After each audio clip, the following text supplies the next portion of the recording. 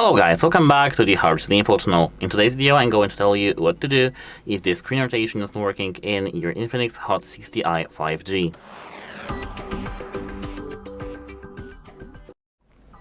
Actually, at first you need to have your phone unlocked. So, open your device, go to settings, and now you have to scroll.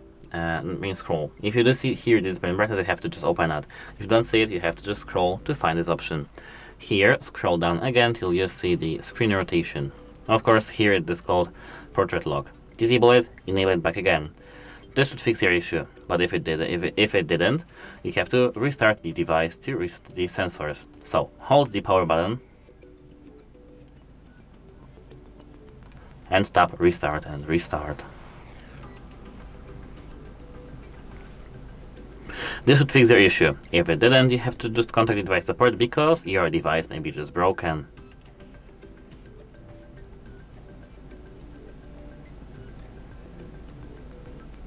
And now our phone is being turned on, and you can just check after the restart if it works. As I said, if it doesn't, you have to contact the device support because your device is broken, and they will fix it on the warranty issues. That's it. Hope it helps you, and goodbye.